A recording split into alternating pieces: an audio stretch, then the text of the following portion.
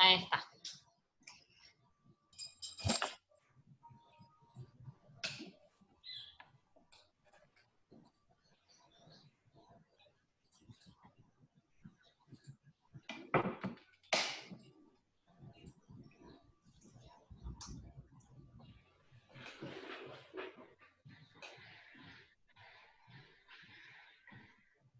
Bueno, ¿estamos?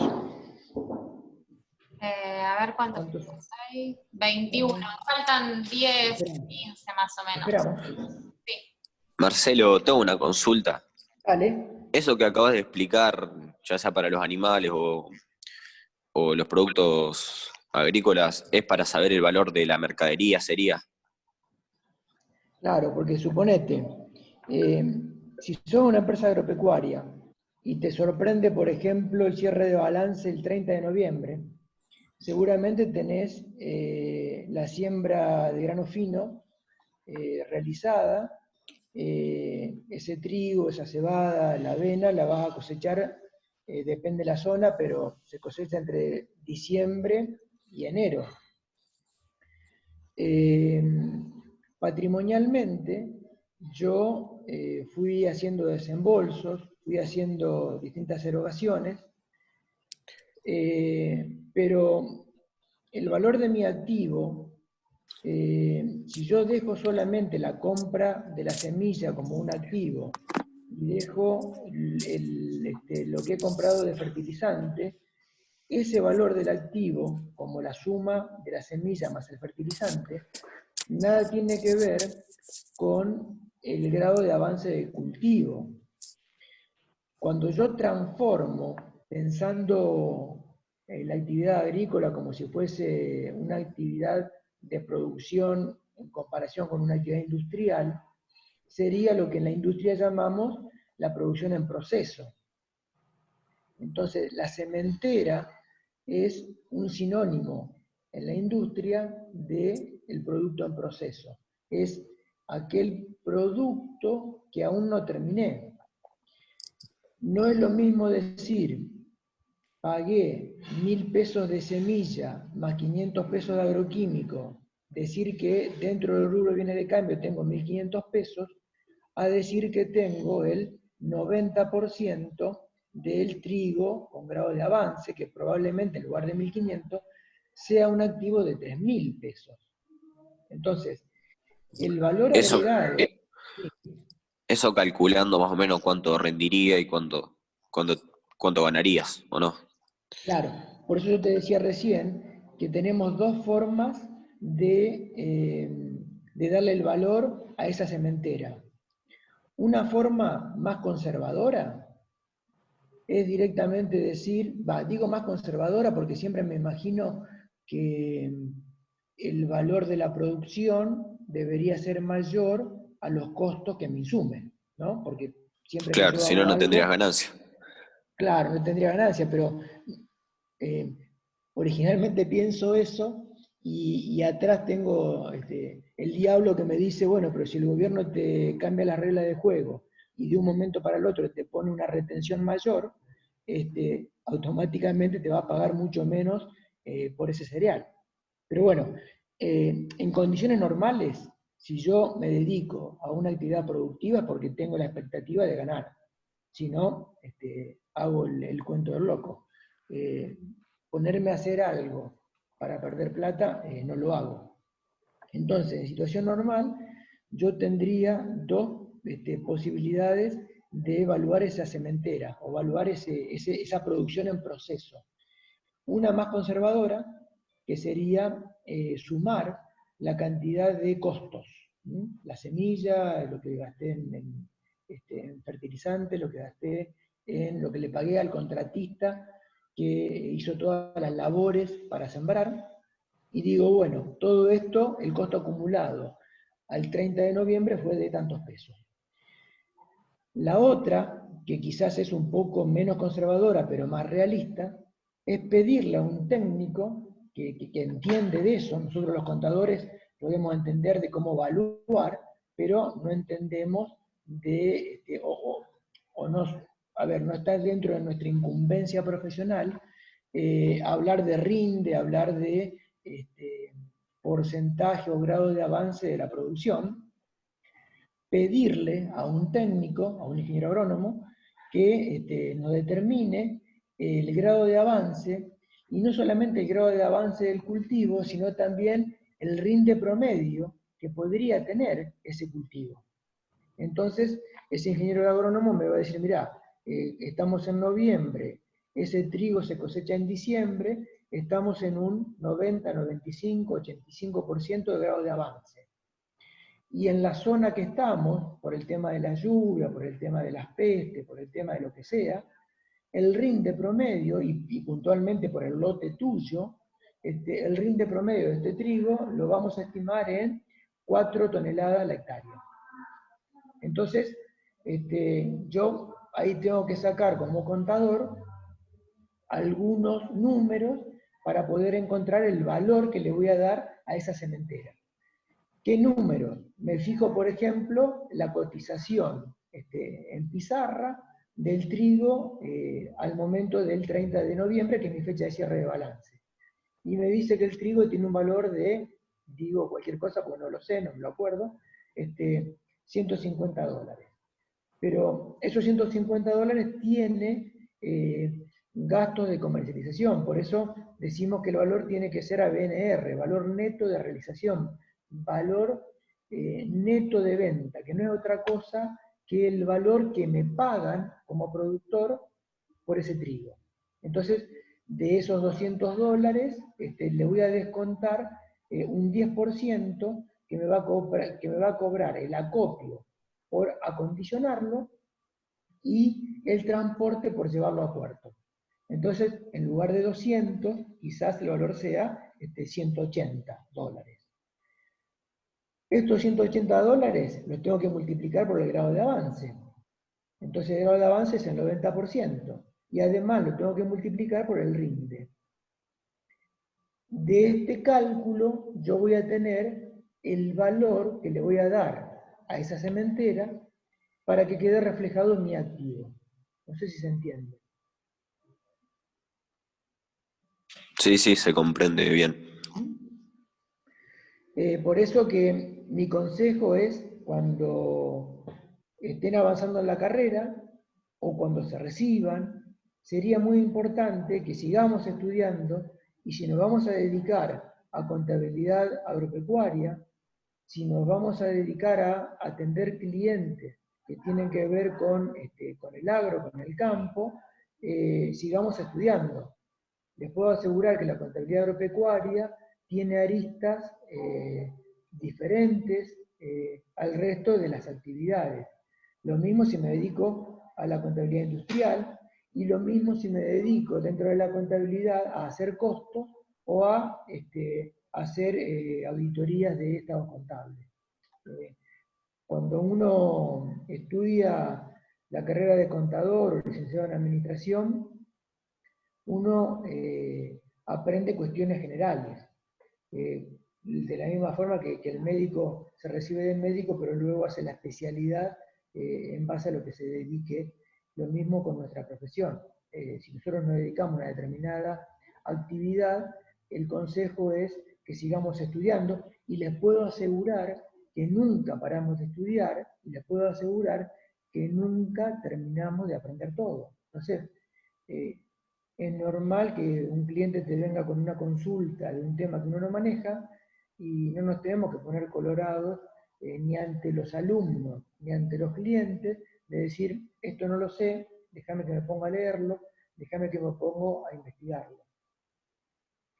Lo mismo si nos dedicamos a la actividad ganadera. Entonces, no solamente la actividad agropecuaria tiene particularidades bien distintas, sino que dentro de la actividad agropecuaria nos podemos dedicar a la agricultura o nos podemos dedicar a la ganadería o a ambas. Pero la ganadería tiene aristas específicas que no tienen nada que ver con la agricultura.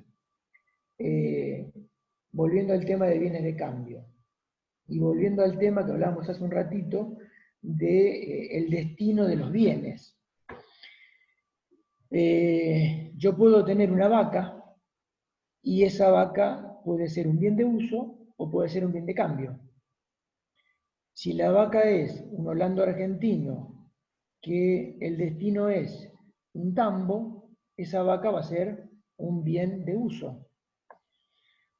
Si esa misma vaca, que fue un bien de uso, en un momento se seca, no da más leche, probablemente pasa a ser un bien de cambio porque la voy a vender. Ustedes ven cómo un mismo bien que en un principio hasta pudo llegar a tener un destino diferente, se termina transformando en otro rubro dentro del activo. Esa vaca holando argentino que la compré para ser bien de uso, en un determinado momento de la vida del ente pasa a ser un bien de cambio. ¿Se comprende esto? ¿Sí? Sí. Sí. Se comprende. Por eso es importante el análisis que hacemos como profesionales en ciencias económicas de la clasificación del activo. Entonces, no solamente lo clasificamos para ver dentro de qué rubro lo ubicamos, sino además dentro de un mismo rubro, qué cuenta contable lo abarca. Entonces, bueno, dicho esto, cuando vemos la actividad de la empresa, relacionamos el bien de cambio con el costo. Por eso acá dice costo y definimos al costo como el sacrificio económico del bien de cambio para ponerlo en condiciones de ser utilizado. Me gustaría más poner en condiciones de ser vendidos, ¿sí? Porque esa definición de en condiciones de ser utilizados es la definición para bienes de uso. En condiciones de ser vendidos es la definición para bienes de cambio. Claro, acá en la otra firmina dice de ser vendidos o consumidos para el proceso productivo. Esa es la definición, Juli. Esa es la definición. Lo que pasa es que no le hemos corregido esta firmina, después la vamos a corregir. Pero correctamente es esa. ¿Y por qué habla de condiciones de ser vendido? Porque si nosotros entendemos el costo como una sumatoria de sacrificios económicos, una sumatoria de erogaciones de dinero, en algún momento tenemos que cortar esa sumatoria y decir, bueno, hasta acá sigo sumando al costo y a partir de este momento no sumo más al costo del bien de cambio. ¿Y cuándo es ese momento? El momento que el bien de cambio está en la góndola para ser vendido, dejo de adicionar, dejo de acumular erogaciones. A ver si puedo ser más claro en la explicación. Vayamos a un ejemplo fácil. Una empresa comercial que se dedica a comprar y a vender mercadería. Compro mercaderías, me tengo que hacer cargo del flete. Entonces, el valor de costo de esa mercadería va a estar formado por lo que pago como precio de contado más el flete que me estoy haciendo cargo. Pregunto, desde el momento que lo puse en la góndola, hasta ahí yo acumulo costo. Si luego lo vendo y me tengo que hacer cargo del flete de entrega, ese flete de entrega no forma parte del costo de la mercadería. ¿Por Sería qué? un gasto. Exactamente, sería un gasto. Porque esa erogación es a partir del momento posterior que estaba en condiciones de ser vendida. ¿Queda claro? Sí, Por eso a veces la confusión del flete. ¿Forma parte del costo? ¿No forma parte del costo? Entonces, si el flete se da antes que yo tenga ese bien de cambio acomodado en la góndola, acomodado en mi depósito, forma parte del costo. A partir del momento que está en condiciones de ser vendido, ya no forma parte del costo. En esta parte... te interrumpo. Hay una pregunta, dice, ¿qué pasa si no rinde lo esperado y no tenemos asegurada la siembra? Si ese hecho se da a posteriori de la evaluación y se da a posteriori de la fecha de cierre, tendré que reconocer la disminución del valor y tendré que registrar una pérdida en ese activo. Uno no puede ser mago cuando hace contabilidad. Uno trata de evaluar siguiendo el criterio de prudencia en un momento determinado. De la misma forma que cuando armamos una previsión para incobrable, uno intenta evaluar, medir, darle un valor monetario a una contingencia. En todos los activos pueden ocurrir contingencias. El valor cambia en un momento posterior a la fecha de cierre, tendré que reconocer contablemente ese cambio. ¿Sí? Para avanzar con esta filmina, decíamos entonces que en las empresas comerciales entendíamos por costo al precio de compra en condiciones de contado, ahora vamos a avanzar con la definición, más los gastos necesarios hasta el momento que esa compra, ese bien de cambio, está en condiciones de ser vendido. Si pasamos alguna de estas actividades, la industria, el campo, actividad agrícola, actividad ganadera, tenemos esas otras formas que yo les decía, o por acumulación de costos, que sería esta, materias primas, más mano de obra, más gastos indirectos de producción. Ya van a ver el año que viene, cuando me tengan que soportar en costos, hablamos de 3 elementos básicos del costo, que es la materia prima, la mano de obra directa y los costos indirectos de fabricación. Y estos dos componentes del costo, la mano de obra directa y el gasto indirecto de fabricación, en costos los llamamos costos de conversión. ¿Por qué costos de conversión? Porque aplicamos a la materia prima estos dos elementos, la mano de obra y el costo indirecto, para transformar la materia prima en un producto terminado, en un producto elaborado, diferente a los materiales y materias primas que le dieron comienzo al proceso productivo. ¿Entienden? Entonces, siguiendo con la definición de costo, decíamos que era el precio de compra. Y ahí nos paramos y decimos, ¿cualquier precio de compra es el costo? No, cualquier precio de compra no. El precio de compra en condiciones de contado. ¿Y por qué hago la aclaración? Porque muchas veces cuando uno pregunta por un precio, me estoy imaginando yendo a comprar un electrodoméstico a Naldo Lombardi, a Frávega, a la casa de electrodoméstico que sea, y pregunto el precio por un televisor. Y me dicen 25.000 pesos. Y ahí yo le pregunto al vendedor, pero ¿y si te lo hago taca taca? Si te lo hago de contado, si te lo hago uno arriba del otro. Entonces ahí el vendedor, que no se quiere perder la venta, agarra la calculadorita y me dice, no, te puedo hacer 22.000 pesos, no 25. Entonces me está dando otro precio. Entonces, ¿cuál sería el precio que tengo que tomar? ¿25 o 22? Entonces tengo que tomar 22, porque el precio de compra de contado, contante y sonante, es 22, no es 25.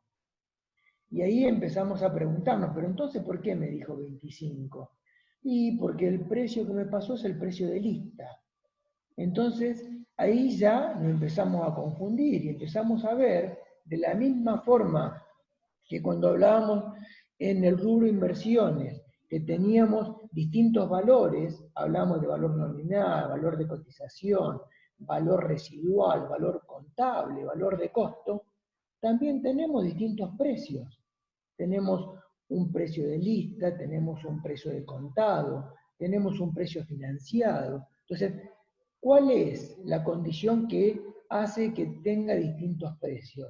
Muchas veces es el componente financiero. Y ahí empezamos a hablar de componente financiero implícito o explícito. ¿Qué significa esto?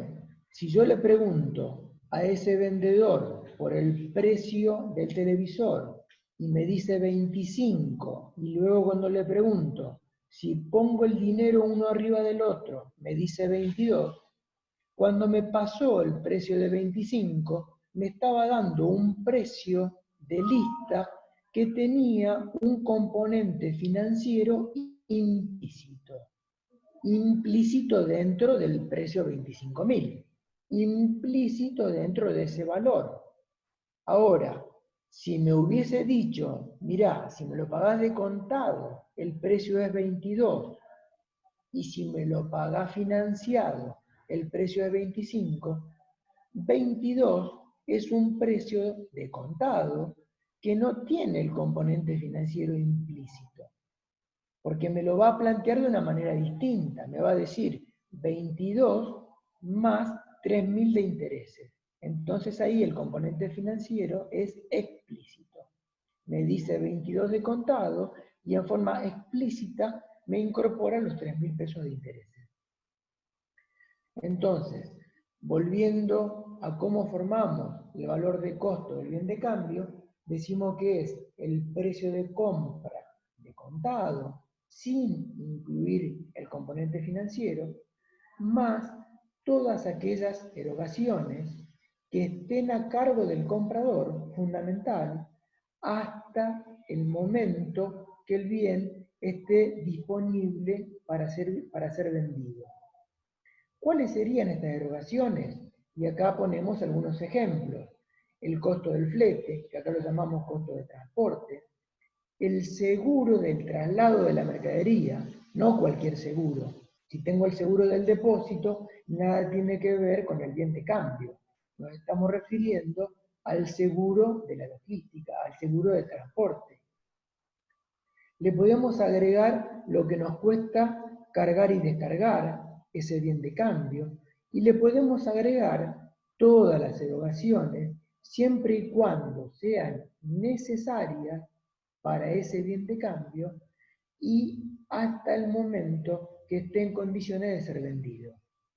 Luego del momento que el bien de cambio está en condiciones de ser vendido, las erogaciones posteriores van a ser gastos, la vamos a registrar en una cuenta de resultado negativo y no lo vamos a incorporar al precio de costo del bien de cambio.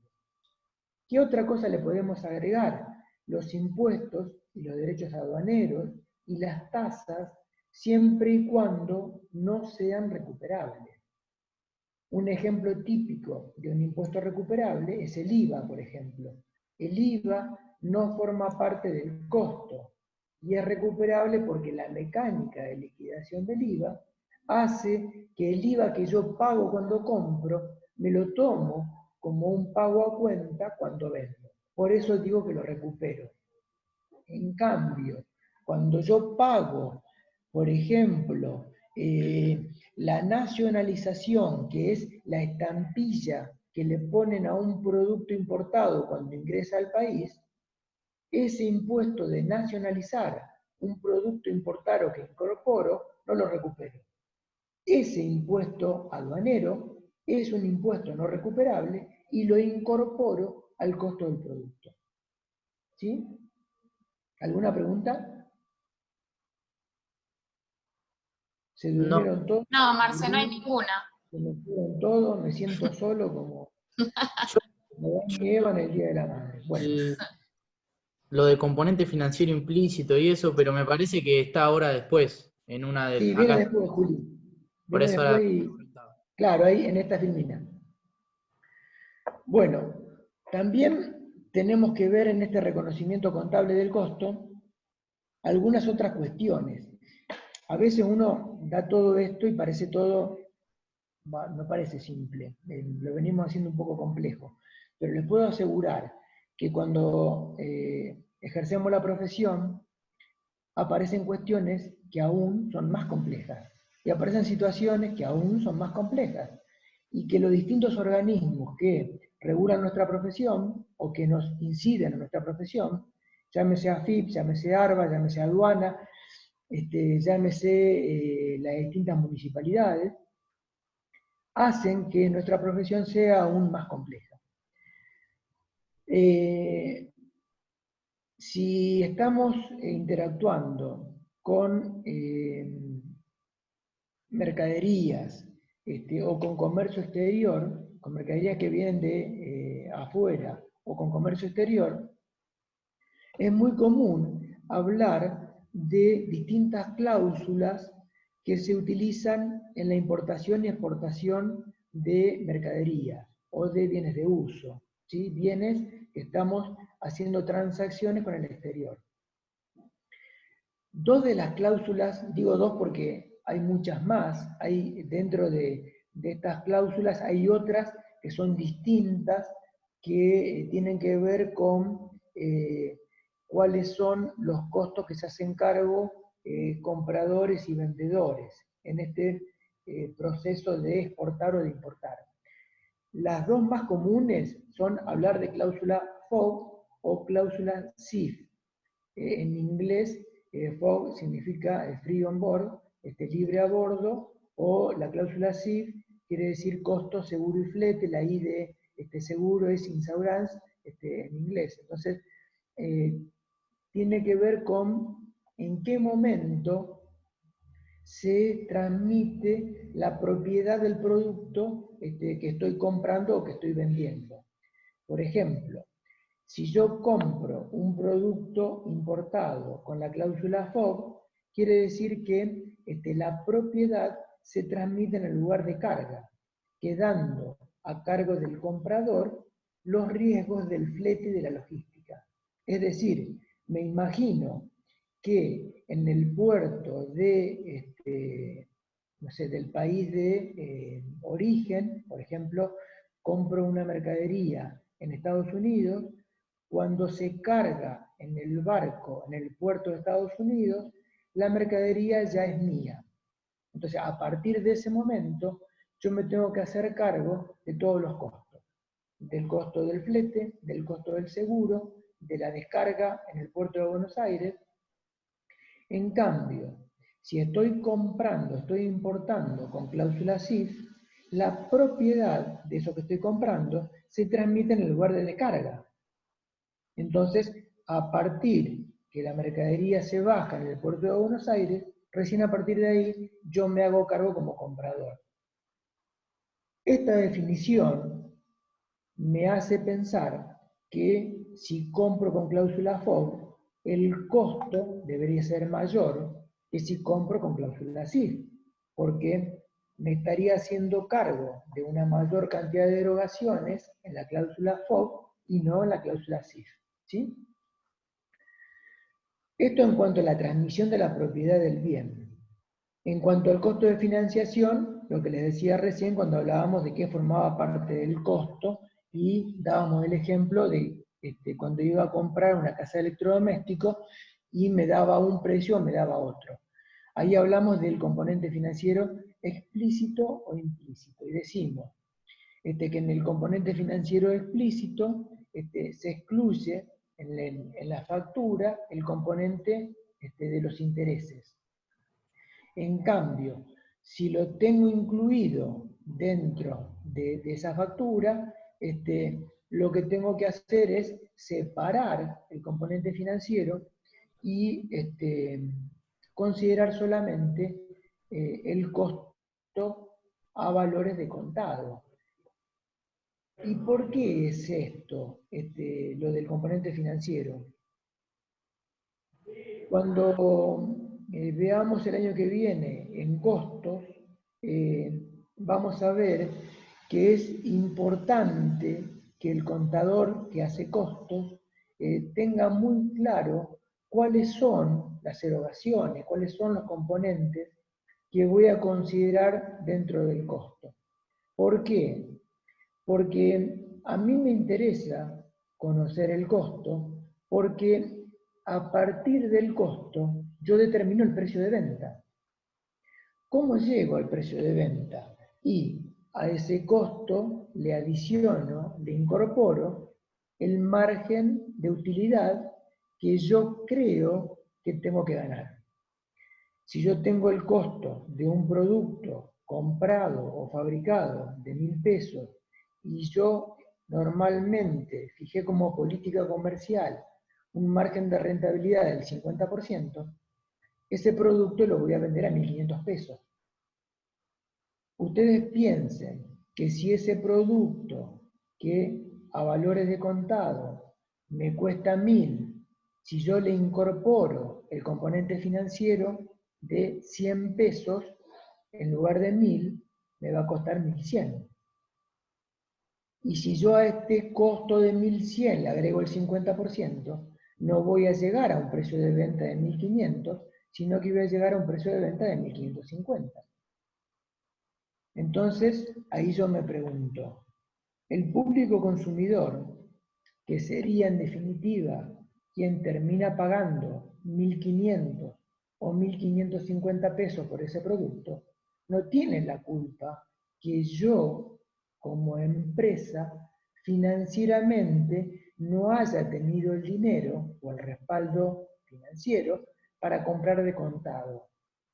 Entonces, lo que me dicen las normas contables es, vos tenés que excluir dentro del costo el componente financiero, y ese componente financiero lo tenés que mandar a una cuenta de resultado negativo en la segunda parte del estado de resultado dentro de los gastos, y no dentro del costo. Perdón. Porque si lo mando dentro del costo, ese componente financiero tiene una incidencia directa en la formación del precio de venta. Y ese componente financiero se termina trasladando a doña Rosa, que es la que va a la góndola y termina comprando el producto.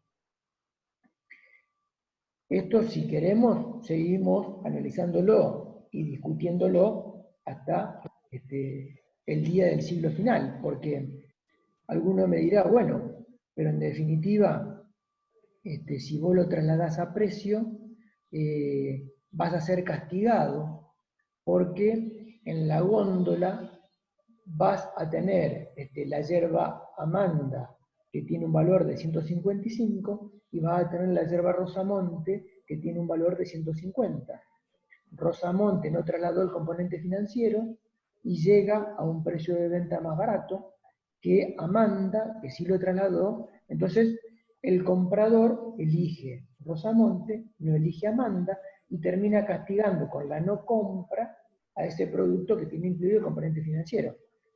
Y esto es relativo, porque si la verdad yo, como comprador, como consumidor, me gusta más un producto Amanda que el otro, voy a terminar comprando Amanda si es que el bolsillo me lo permite. Pero también tenemos otro análisis más profundo, que decir, bueno, estoy en un mercado monopólico, oligopólico, o en un mercado de libre interacción de oferta y demanda, donde hay muchos compradores y muchos vendedores. Entonces, este análisis es un análisis muchísimo más profundo. Es por eso, y no dando tanta lata y no yéndome por las ramas, que la técnica contable lo que me indica es incorporar dentro del costo siempre valores de contado y separar el componente financiero. No sé Marce, si estoy claro. Sí, pregunten. quería preguntar, que a mí me generó confusión, fue que en el implícito también a lo último te aclara que se excluyen del costo. Se excluyen del costo y te dice que la factura se expresa por el precio a plazo. Claro, ¿por qué? Porque yo tengo que identificar en esa factura si mi proveedor me facturó a valor de contado o a valor de precio a plazo. Suponte que yo tengo con ese proveedor la modalidad de comprarle y pagarle a 30 días. No debería ser el mismo precio que pagaría un competidor mío que compra y que paga de contado. ¿Qué es lo que me está diciendo? Si cuando a mí me llega la factura, ese precio que mi proveedor me facturó no es el precio de contado, cuando yo incorporo, cuando hago el asiento de compra, incorporo ese bien de cambio en mi contabilidad, no debería tomar el precio que dice la factura.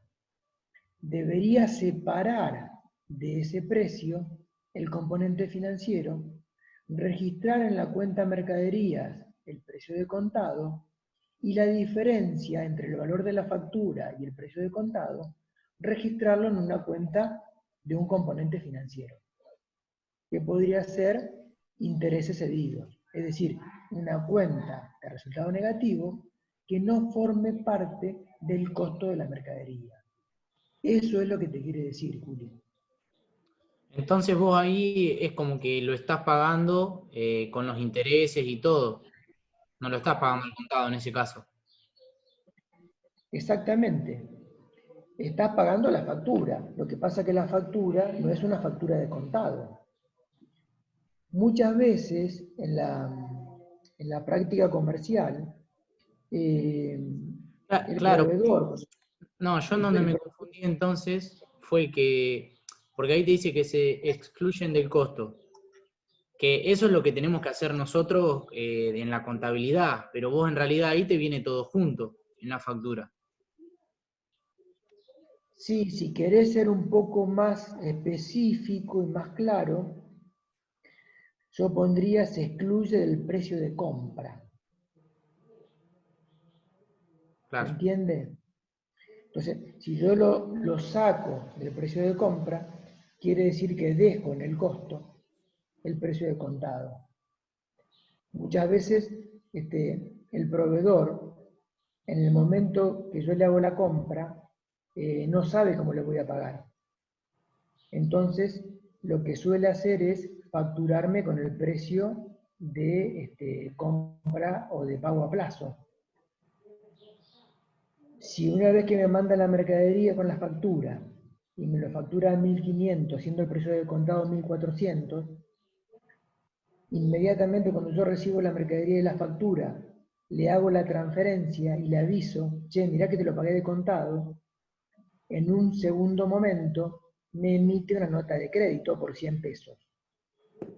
Entonces, ahí en ese momento yo estoy registrando al verdadero costo precio contado. Porque él no sabe cómo yo le voy a pagar. Marce, escuchás, Eso. por cortar, te aviso. Ah, sí. Ahora otro. Feli, ¿me bancás que arranquemos de nuevo para la pregunta? Sí, sí. ¿Listo? Dale, cortamos y arrancamos. Corto.